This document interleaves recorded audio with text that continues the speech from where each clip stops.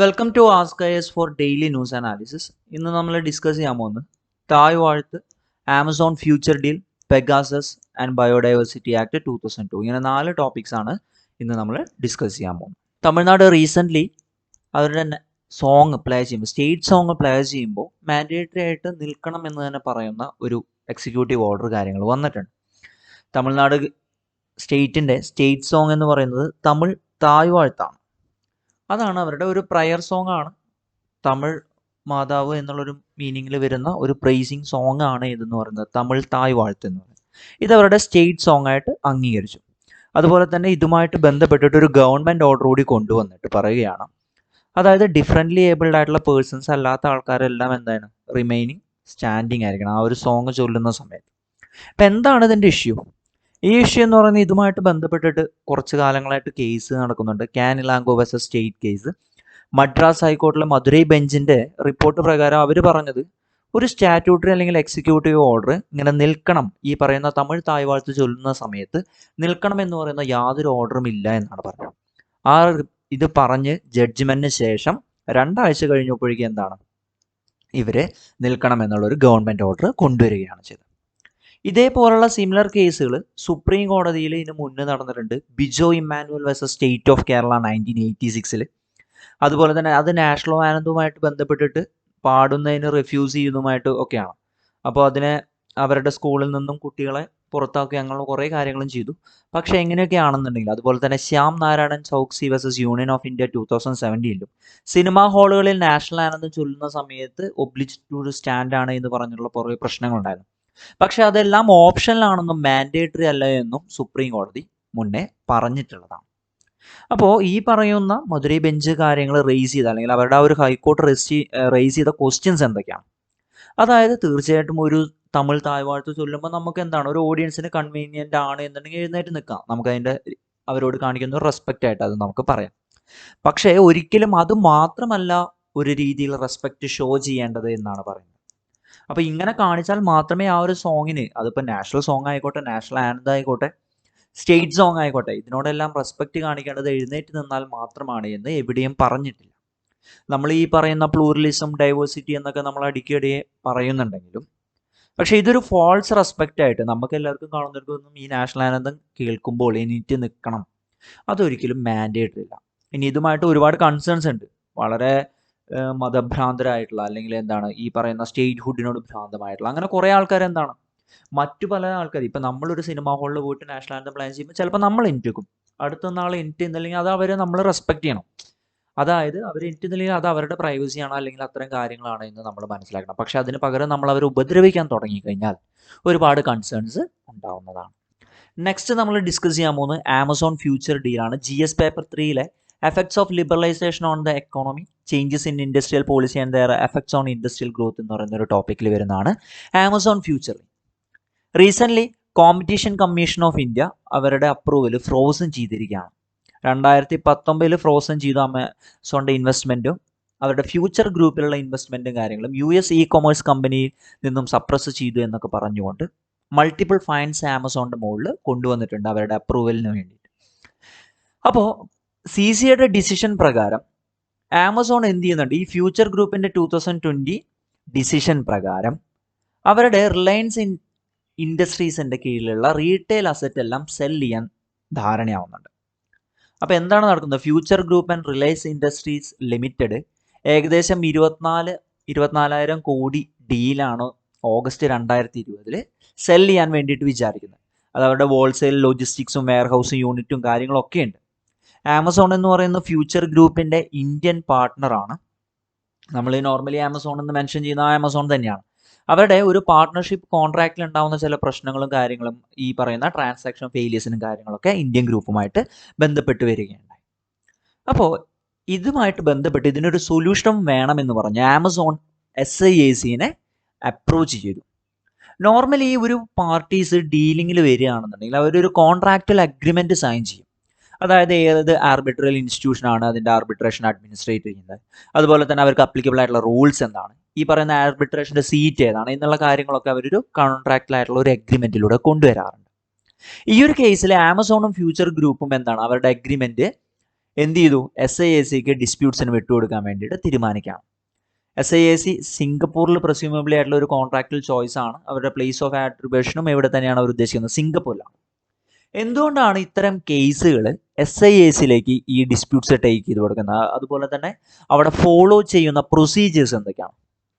അതായത് ഇത്തരം ഡിസ്പ്യൂട്ടുകൾ ഒരു ആർബിട്രേഷന് വേണ്ടി റെഫർ ചെയ്തെങ്കിൽ ആ പ്രോസസ്സിൻ്റെ അപ്പോയിൻമെൻറ്റിന് വേണ്ടിയിട്ട് ഒരു ആർബിട്രേഷണൽ ട്രിബ്യൂണൽ അപ്പോയിൻമെൻറ്റ് നടക്കുന്നതാണ്.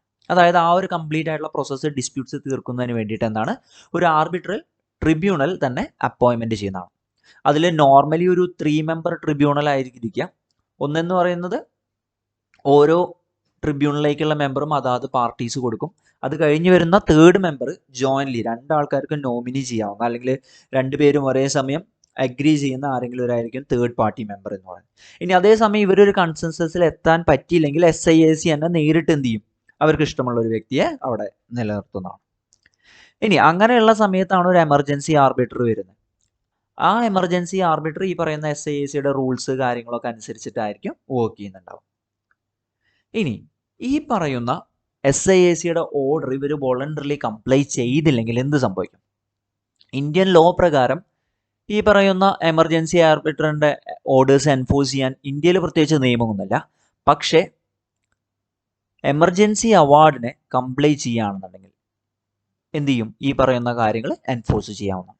ഇനിയിപ്പോൾ ഇവരെ വോളണ്ടറിലി അത് കംപ്ലൈ ചെയ്തില്ലെങ്കിലും ഹൈക്കോർട്ടിലെ ഇന്ത്യയുടെ under section 9 of arbitration and consolation act 1996 പ്രകാരം അവർക്ക് ഒരു എമർജൻസി ആർബിറ്ററിനെ കാര്യങ്ങളും ഗ്രാൻറ്റുകളും കാര്യങ്ങളും റിലീഫിന് വേണ്ടിയിട്ട് വിട്ടുകൊടുക്കാവുന്നതാണ്. ഇനി എന്തുകൊണ്ടാണ് ഇത്തരം ഇൻ്റർനാഷണൽ ആർബിട്രേഷൻ്റെ കേസിൽ സിംഗപ്പൂർ ഒരു ഹബ്ബായി മാറുന്നത്? ഫോറിൻ ഇൻവെസ്റ്റേഴ്സ് ഇന്ത്യയിൽ ഒരുപാട് ഇൻവെസ്റ്റ് ചെയ്യുന്നുണ്ടെങ്കിലും പക്ഷേ ഇന്ത്യൻ കോർട്സിൻ്റെ പ്രോസസ്സ് വളരെ സ്ലോ ആണെന്ന് പറഞ്ഞുകൊണ്ടും, അതുപോലെ തന്നെ സിംഗപ്പൂർ ഒരു ന്യൂട്രൽ ഗ്രൗണ്ടാണ് ഈ പറയുന്ന ഡിസ്പ്യൂഷൻസിൻ്റെ റെസൊല്യൂഷൻസ് കണ്ടുപിടിക്കുന്നത് എന്നുള്ളത് കൊണ്ടൊക്കെയാണ് സിംഗപ്പൂരിലേക്ക് ഇത്തരം ഇൻ്റർനാഷണൽ ആർബിട്രേഷൻസ് പോകുന്നത്. അതുപോലെ തന്നെ അവരുടെ ജുറിഡിക്ഷൻ കാര്യങ്ങളും അവരുടെ ഇൻ്റർനാഷണൽ സ്റ്റാൻഡേർഡ്സും ഹൈ ഇൻറ്റഗ്രിറ്റിയും വളരെ ഫാസ്റ്റായിട്ടൊക്കെ ഡീൽ ചെയ്യുന്നത് കൊണ്ടും ഈ പറയുന്ന സിംഗപ്പൂരിലേക്കാണ് ഇൻ്റർനാഷണൽ ആർബിട്രേഷൻ്റെ കേസുകൾ മിക്കവാറും ഹബ് ചെയ്ത് പോകുന്നത്. ഏകദേശം 2019 ആനുവൽ റിപ്പോർട്ട് പ്രകാരം നോക്കുകയാണെന്നുണ്ടെങ്കിൽ ഈ പറയുന്ന SIACയുടെ ഏറ്റവും വലിയ യൂസർ എന്ന് പറയുന്നത് ഇന്ത്യ തന്നെയാണ്. ഏകദേശം 485 കേസാണ് SIACക്ക് റെഫർ ചെയ്തിട്ടുള്ളത്. അതിനുശേഷം ഫിലിപ്പൈൻസ് 122, ചൈന 76, US 65 എന്ന് പറയുന്ന ഒരു ഓർഡർ ഉണ്ട്. ബേസിക്കലി അവിടെ അത്ര അധികം കേസുകൾ ഇന്ത്യയിൽ നിന്ന് പോകുന്നുണ്ട്. അപ്പോൾ ഈ ഒരു സമയത്ത് നമ്മൾ ആലോചിക്കേണ്ട ഒരു കാര്യം എന്ന് പറയുന്നത്, ഒന്നെന്ന് പറയുന്നത് നമ്മുടെ ഇവിടുത്തെ കോർട്സ് കുറച്ചുകൂടി എഫിഷ്യൻ്റ് ആവണം എന്നുള്ളൊരു കാര്യം. രണ്ടാമത്, ഇന്ത്യക്ക് ഇതുപോലൊരു ഇൻ്റർനാഷണൽ ആർബിട്രേഷൻ സെൻ്റർ ഉണ്ട്. തീർച്ചയായിട്ടും ഇന്ത്യക്ക് ഉണ്ട്. അത് ലൊക്കേറ്റ് ചെയ്തിരിക്കുന്നത് ഇൻ്റർനാഷണൽ ആർബിട്രേഷൻ സെൻ്റർ ആയിട്ടും മുംബൈയാണ്. ഓക്കെ, അപ്പോൾ ഇത്രയും കാര്യങ്ങളാണ് നമ്മൾ മനസ്സിലാക്കേണ്ടത്. അതുപോലെ തന്നെ ഈ സിംഗപ്പൂർ ഇൻ്റർനാഷണൽ ആർബിട്രേഷൻ സെൻ്ററിനെ ലോ കാര്യങ്ങൾ റൺ ചെയ്യുന്നത് united nations commission of international trade law അല്ലെങ്കിൽ UNCI ട്രിയാൽ ആർബിട്രേഷൻ റൂൾസ് പ്രകാരമാണ്. ഓക്കെ, അപ്പോൾ അത് പ്രകാരം ഒരു വേൾഡ് ബൈൻഡിങ് ആയിട്ടുള്ള രീതിയിൽ തന്നെ നമുക്കത് യൂസ് ചെയ്ത് പോരാവുന്നതാണ്. നെക്സ്റ്റ് നമ്മൾ ഡിസ്കസ് ചെയ്യുന്നത് Pegasus snooping case. GS paper 3 cyber security related ആയിട്ടുള്ള ഇഷ്യൂസിൽ വരുന്ന ഒന്നാണ് പെഗാസസ് സ്നൂപ്പിംഗ് എന്ന് പറയുന്നത്. സുപ്രീം കോടതി റീസെൻ്റ്ലി ഈ പറയുന്ന പെഗാസസ് പ്രശ്നങ്ങൾ കാര്യങ്ങളുടെ മുകളിലുണ്ടായിരുന്ന ഒരു കമ്മീഷൻ ഓഫ് ഇൻക്വയറി ഉണ്ട്. അത് അപ്പോയിൻറ്റ് ചെയ്ത് വെസ്റ്റ് ബംഗാൾ ഗവൺമെൻറ് ആണ്. ഈ എത്രത്തോളം അലിഗേഷൻസ് കാര്യങ്ങൾ ഈ സ്നൂപ്പിംഗ് കാരണം അല്ലെങ്കിൽ ഈ പെഗാസസ് സോഫ്റ്റ്വെയർ കാരണം വന്നിട്ട് അതിനെ സ്റ്റേ ചെയ്യുകയാണ്. അവരുടെ ഫർദർ പ്രൊസീഡിങ്സിനെ സ്റ്റേ ചെയ്തുകൊണ്ട് സുപ്രീം കോടതി ഒരു ഓർഡർ കൊണ്ടുവന്നു. എന്താണ് ഈ ഇഷ്യൂ? സ്പൈവെയർ ആണ് പെഗാസസ് എന്ന് പറയുന്നത്. ഇതിൻ്റെ കണ്ടിന്യൂസ് യൂസ് കാരണം എന്താണ്, ഇസ്രായേൽ കമ്പനി ഒരുപാട് ഗവൺമെൻറ് ഏജൻസീസിന് അത് വിറ്റിട്ടുണ്ട് എന്നാണ് പറയുന്നത് പുതിയ റിപ്പോർട്ട്സ് പ്രകാരം. അത് ഫോണുകളെ ടാർഗറ്റ് ചെയ്യുന്നുണ്ട്. അതുപോലെ തന്നെ അവരുടെ അപ്ഡേറ്റഡ് ആയിട്ടുള്ള പുതിയ സർവൈലൻസ് ക്യാപ്പബിലിറ്റീസ് അടക്കം ഇപ്പോഴത്തെ പുതിയ പെഗാസസിന് വരുന്നുണ്ട്. പെഗാസസ് എന്ന് ബേസിക്കലി പറഞ്ഞ ഒരു സ്പൈവെയർ ടൂളാണ്. ഡെവലപ്പ് ചെയ്തിരിക്കുന്നത് ഇസ്രായേലി ഫേമാണ്. ഒരു NSO ഗ്രൂപ്പായിട്ടുള്ള ഇസ്രായേലി ഫേമാണ് ഈ പറയുന്ന പെഗാസസ് എന്നുള്ള സ്പൈവെയർ ഡെവലപ്പ് ചെയ്തിരിക്കുന്നത്. അത് ആൾക്കാരുടെ ഫോണിലൂടെ എന്ത് ചെയ്യും, അവരുടെ ഡാറ്റാസ് കാര്യങ്ങൾ സ്പൈ ചെയ്തുകൊണ്ടിരിക്കും. ഒരു എക്സ്പ്ലോയിറ്റ് ലിങ്ക് ഉണ്ടായിരിക്കും. ആ ലിങ്കിൽ നമ്മൾ ക്ലിക്ക് ചെയ്ത് കഴിഞ്ഞാൽ ഓട്ടോമാറ്റിക്കലി എന്താണ്, അതിലത്തെ മാൽവെയർ അല്ലെങ്കിൽ കോഡ് കാര്യങ്ങൾ സർവൈലൻസ് സ്റ്റാർട്ട് ചെയ്യും നമ്മുടെ ഫോൺ യൂസ് ചെയ്തുകൊണ്ട്. അപ്പോൾ ഇത് യൂസ് ചെയ്ത് സ്റ്റാർട്ട് ചെയ്ത് കഴിഞ്ഞാൽ എന്താണ്, നമ്മുടെ എല്ലാ ഫോണിൻ്റെ അകത്തുള്ള കംപ്ലീറ്റ് കാര്യങ്ങൾ എന്ത് ചെയ്യും, അവർക്ക് കിട്ടാൻ തുടങ്ങും. അത് ഏത് ഡാറ്റ ആയാലും അവർക്ക് ആക്സസ് ചെയ്യാൻ പറ്റും.